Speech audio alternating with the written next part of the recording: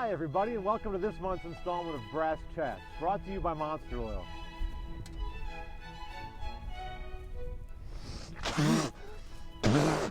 What is this crap, Rosé?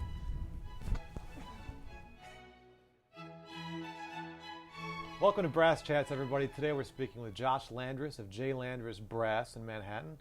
He's a premier brass technician on the East Coast. He's worked with horns from players such as Wynton Marsalis, Wallace Roney, Chris Bodie, John Faddis, the Canadian Brass. The list goes on and on. Thanks so much for joining us, Josh. Thank you for having me. Let's start back at the beginning. Tell me about Sure. the ankle biters. So ankle biters, I grew up, my first instrument was guitar. Started taking lessons when I was about 6 years old, and the music store that I had taken lessons at had a good program, but not quite what I needed. So my parents took me to another music store where the guy giving the lessons and running the music store did kid preteen rock bands. Mm-hmm. So he formed a band with some other students, and we called ourselves the Ankle Biters. And we did original music. It was probably about 11 years old when the band started, and we would play at middle schools and elementary schools and do like the drug-free thing and played concerts, and it was a lot of fun playing, classic rock and roll as a preteen. Cool. So how did you get into brass instruments then? So when I was in 6th grade, I was also playing drums at the time in elementary school. And I get the middle school band, and there's no French horn players and 19 drummers. And the band director says, well, we're really looking for somebody to play French horn. So I said, okay, I'll give it a try. So I picked up a French horn, played a few notes. Come home from school that day and tell my parents, you know what, I'm not playing drums anymore, I'm going to play French horn. My dad said, well, that's very interesting because your great-grandfather used to play French horn in the Russian army. So it was kind of an interesting coincidence that my great-grandfather, whose 100th birthday I was born on, played French horn. And it kind of stuck. And that started it all from there. Well, let's get down to some nerdy stuff. Sure. The nuts and bolts of what you do. The nuts and bolts. You're a bit of an historian, a brass historian. That's correct. Walk us through a brief history of instrument manufacturing, if you could, about the big landmarks, biggest mistakes made along the way. Well, there's a lot of different, if we look back historically, a lot of different changes and evolutionary changes to the trumpet and the cornet and valve structures and things like that. Some of the most important advances were probably going to be in the 1850s, generally attributed to Gustav Besson. Especially for the cornets and trumpets. Besson was the first person to use an actual mandrel to make bells. Mm-hmm. So nowadays when we talk manufacturing in trumpets and trombones, tubas, French horns, everybody uses a steel-formed mandrel to make their bells and their tubes and things like that. Mm-hmm. Besson was the first to come up with that actual steel form so he could always replicate the same type of bell. And that was sometimes in the 1850s. Other advances would be with the piston valve, or the actual name Perrionnet valve. You see early valves being invented as early as 1811, 1818, early rotor valves and box valves, which was basically a square valve in a square chamber that would move up and down. Mm-hmm. Later advances by Stossel, where you got the Stossel valve, which is found on cornopians. Then from there, that evolved into the Perrionnet valve, which is the modern piston that we use today. Oh my gosh, okay. That's a lot of stuff. Perrionnet valves, never even heard of that. That's the pistons that we use today on our trumpets. Are there any instruments from the past that are actually superior to anything on the market today, and why? Well, that's kind of a trick question. I'm very much in the belief that an instrument is someone's personal choice. Mm-hmm. Just like with a pair of shoes or a pair of jeans, what is most comfortable for somebody is their own personal choice. However, I'm personally fond of early Besson instruments, particularly around the turn of the century to the 1930s. The modern trumpets that we look at today, if you were to look at a Besson from that time, they're virtually identical in design, bore size, specifications of the bell and of the tapers. Mm-hmm. Different materials were used back then, a little bit better quality metals in some cases, where you have a pure alloy instead of recycled alloys. But really those trumpets from the 20s and 30s were, in my opinion, some of the best made instruments out there. Better made than anything on the market today, you think? Well, I wouldn't say better than anything. Thing. It's an opinion thing. Okay, got it. Yeah, sure. You've taken on some pretty big restoration projects over the years. Are there any particular ones you want to talk about that you're especially proud of? I have one cornet that I'm actually pretty proud of restoring, and I'll show it to you guys later. It's engraved on the bell Pask and Koenig. Pask was a flute maker in London who partnered with Koenig to do a brass instruments. And generally, they weren't manufacturing them, but they were having other makers make them. Recently, I acquired a Pask and Koenig cornet that was the earliest serial number on the bell of the known Pask and Koenig instruments. With further research, we determined that that cornet was actually Besson serial number 12. So it would be the 12th cornet that Besson made, and it's unique because of the valve configuration and the layout of the horn was actually a design that Adolphe Sax later patented and was cause for one of the reasons for Besson to leave France from a patent litigation with Adolphe Sax. Oh my God. So this horn predates the patent, and it was a pretty important restoration to do. Oh, wow. Well, let's stop the tape for a second, and we'll go for a little bit of a walk around the shop, and you can show us some of your favorite instruments. Be happy to show you some things. All right, let's do it. Okay, let's take a quick tour of the shop. What are some of your favorite instruments? So some of my favorite instruments are actually in this display up here. This is kind of my personal collection of instruments and some things that I wouldn't really sell that I find pretty interesting. The horn that I was mentioning before, the Besson serial number 12, is this cornet here, the Pask and Koenig. Now this I completely restored. It's all original. Now one neat thing about this is you see these little things, nubs sticking off to the side. These are actually the valve guides. Before modern techniques of manufacturing where you could have little notches on the inside, you'd just have these little pins that would go into the valve and would rest through the inside of the spring. So this would kind of go in there, imagine that there, and then that would be the valve guide for the horn. Oh, cool. And this horn dates to about 1848, around there. What did it look like when you started with the horn? It actually looked not bad, but it was quite bent and smashed up, and it had been poorly repaired over the years. So this, I actually took every piece apart on this horn to put back. So this is one of my favorites that I have here. Another horn that I think is really neat, that gets a lot of attention here in the shop, is this little guy. This is a King Mini Liberty trumpet. This one is from 1931, and it is exactly half size that of a modern trumpet. The King Company thought it would be neat to show off their technique and how great of a manufacturer they were by making little novelty items for the traveling salesmen and for dealers. And this was one of them. Now this is the 1926 World's Fair presentation horn from the Besson Company. Now this is the original gold plate, jade finger buttons, and if you can see, the engraving on here is really cool. It's like a 3D etched engraving. You have a little grasshopper and some leaves, and it goes up. You got a butterfly and a dragonfly and a bee, but it's actually a 3D acid etched bell. So they covered it in wax, engraved out the wax, put it in acid to etch away the metal, and then engraved on top of it. So you get that 3D effect. That's gorgeous. Now this is, when we talk about the design of modern trumpets, this horn is probably one of the best examples of what the modern trumpets that we play on today is copied from. And if you look at it, kind of, benges to the forward-facing second valve slide. Bach's early designs were based on Besson's. So this is really, I think, one of the coolest horns that I have. How does it play in comparison to modern horns? It plays pretty darn well. It's actually kind of scary how well it plays for being almost a 90-year-old instrument. Yeah, sure. I think it plays just as well as some of the modern horns that I have here, but unfortunately this horn is not for sale. Yeah, sure. But it's a fun one. I gotta hear the story behind Dizzy's horn over here. So, Dizzy's horn in here, it's one that Dizzy picked out from the Martin factory. It's not one that it was like one of his playing instruments that he generally played on. those had sterling silver bells. Uh-huh. But this one is from 1957, and Dizzy Gillespie gave this horn to Jerry Lewis on the Jerry Lewis and Dean Martin show.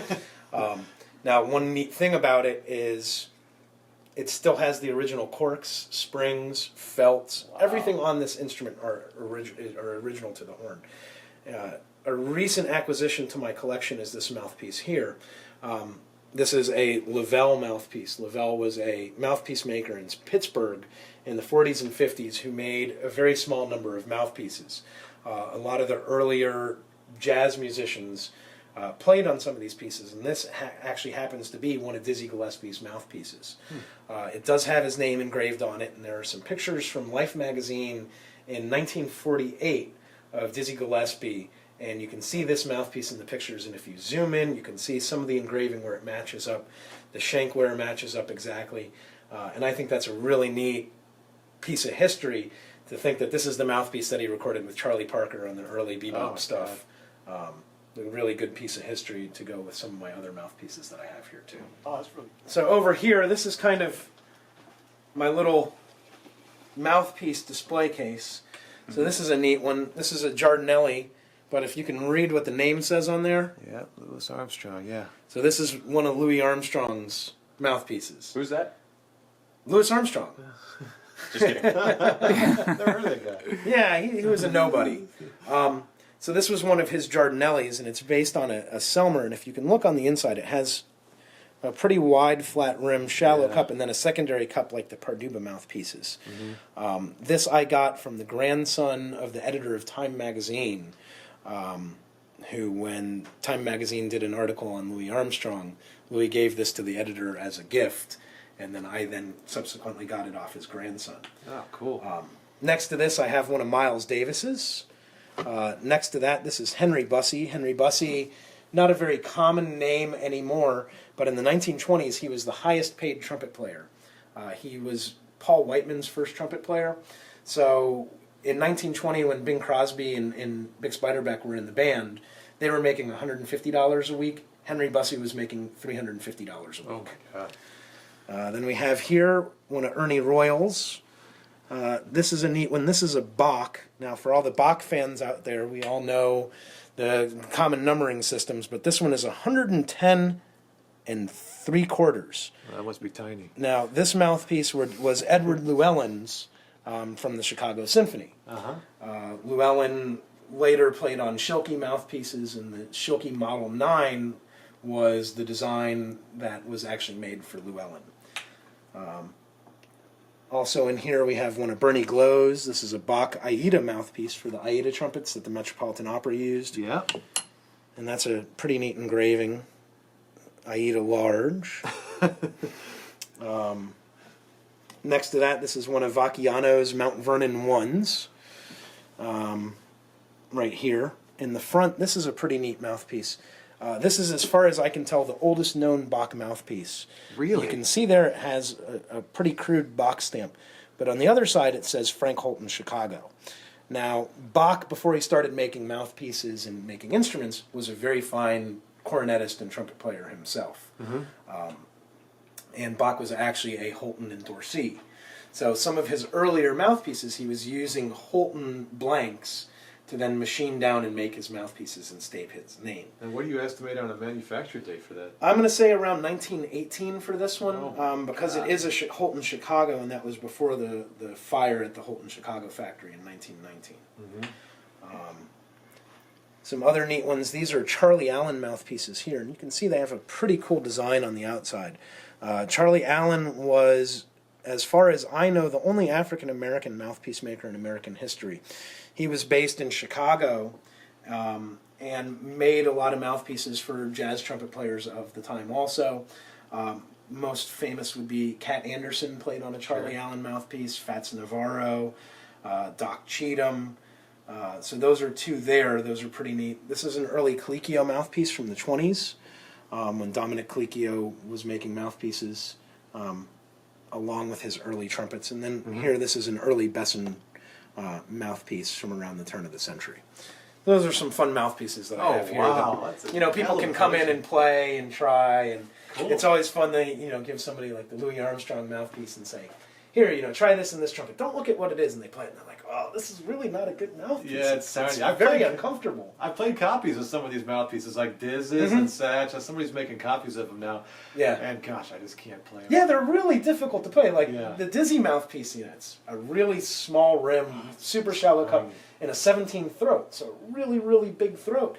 And you put it up to your face, and it's like, man, this is really uncomfortable. How did he do it? Right. You make your own custom instruments from scratch. I do. Now, where do you draw the inspiration?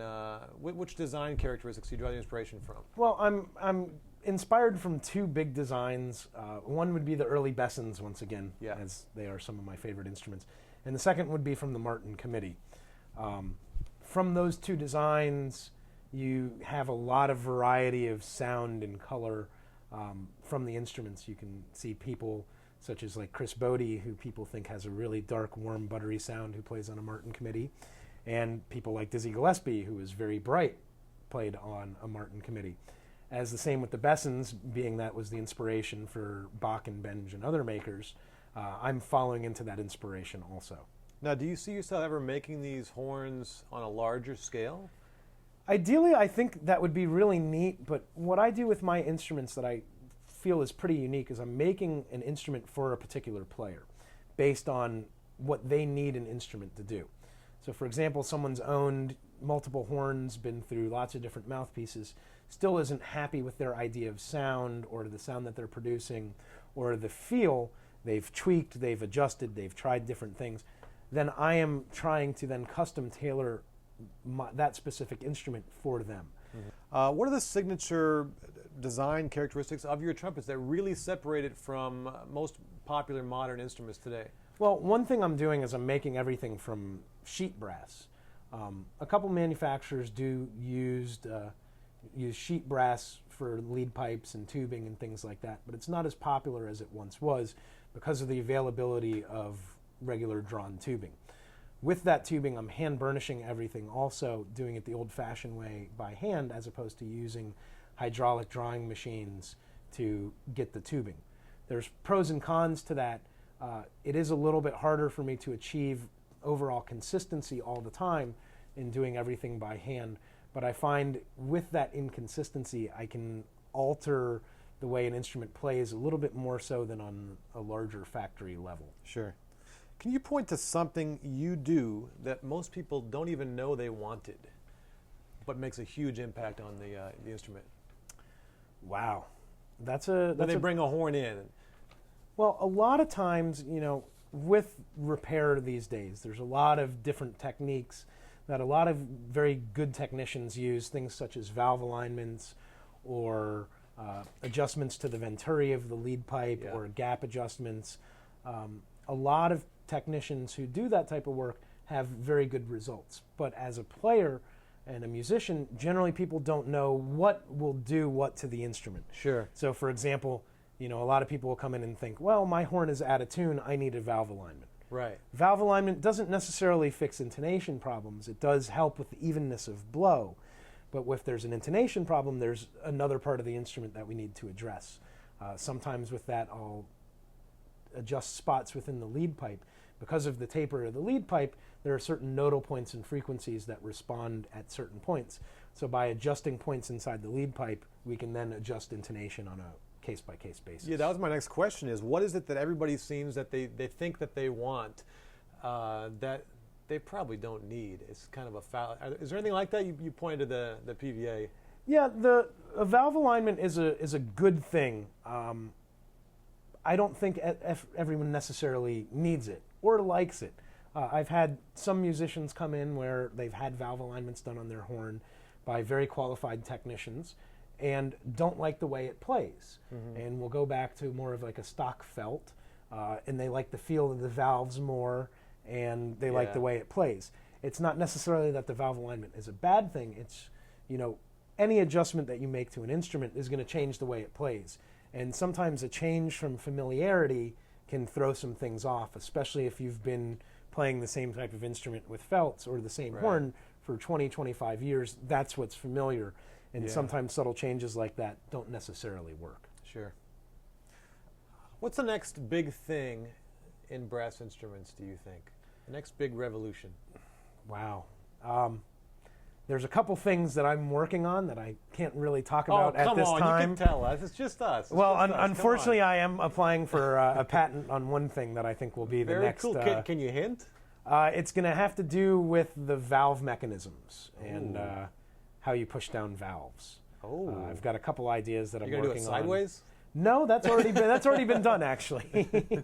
But this is going to be something that I think would be pretty revolutionary that I'm coming up with. Oh, very cool. But it's still about a year away from the final result. Oh no! But maybe off camera I'll show you some things. Oh, okay, cool. Let's go on to the monster round. Yeah. This is where we ask sort of rapid fire questions, Sure. and you give the first thing that comes to your mind, short answers ideally, and subject matter can range wildly. Cool. Are you ready for the monster round? I'm ready for the monster round. Okay. Who makes the best drinks in New York? Best drinks. There's a place called Fish Tag on 77th between Columbus and Amsterdam. They have a jalapeno cocktail that I really like. Okay. Name the instrument that was the hardest for you to see leave the shop. I had a gold-plated Martin years ago from 1938 that was completely engraved that I eventually sold to Eddie Henderson, and I'm sad every day that horn is gone, and it's been years. This is a question I want to know for a long time. Mm-hmm. Have you ever told somebody you altered their instrument but really didn't, just to see if they would notice? I have once. There's an old trick that repairmen will use sometimes. People will come in and they'll complain about something, and you take their horn into the back where they can't see. You grab a hammer and you bang, bang, bang, bang, So you bang, have done it. and you give it back, and you say, okay, I made some changes, and then the person plays it. I've done that once or twice, but then eventually I fessed up and said, really, I didn't do anything to your horn. It's psychological. Okay, appreciate the honesty. What's the best concert band in the world right now? The U.S. Coast Guard Band or one of the other ones? The United States Coast Guard Band is the greatest band in the history of man and will remain so until the end of time. If you could be any athlete in the world, who would it be? I don't know. I think it would be Bo Jackson. Remember Bo Jackson from back in the day? Yeah. Did baseball, did basketball, did football. I think that would be pretty cool. Yeah, Bo does everything. Bo does everything. Bo does brass repair. That's right. Name an instrument you'd love to see come into your shop that you've never worked on before. There's a few. I would love to see a Bucher trumpet. Bucher was a maker in the 50s, a repairman in Newark, and a maker, made mouthpieces also. Oh, okay. I know two of those horns to exist. I would love to work on one. Worst injury you've had on the job? I did break both of my wrists at the same time a number of years ago, taking dents out of a tuba. Oh my God. I was shaking a dent ball through, shaking it like this. My hands got stuck in the tuba and wrist went snap. And guy across the room heard the pop, and me being a kind of a tough guy, didn't really think I did anything wrong and continued to work on the tuba. Next day, woke up, fingers were the size of sausages and had 2 broken wrists. Oh, God. If you could ask anybody out on a date publicly, right here and now, who would it be? Natalie Portman. Most prized tool in the shop? Most prized tool is one of my dent mandrels that I have modified, and it's one of my favorites, yeah. Now, this is a question I wanted to ask you for a long time. This is one of my favorites. If I put you in the middle of the woods right now with nothing but food, water, and clothing, how long would it take you to manufacture a working trumpet with valves? Boy, that would take a really long time. Okay. I could cook dinner, though. Diz or Miles? Diz. JJ or Rosalino? JJ. Now you're a French horn player. Dennis Brain or Barry Tuckwell? Dennis Brain. Why should people come to your shop? I like to give a unique experience, one-on-one, personal, fun, and honest opinions, as well as quality work. Josh Landress, thanks so much for your time. Thank you really very much. enjoyed talking to you today. Pleasure. Thank you very much. Thanks for joining us for this month's installment of Brass Chats, brought to you by Monster Oil. If you'd like to subscribe to our channel, click here or here.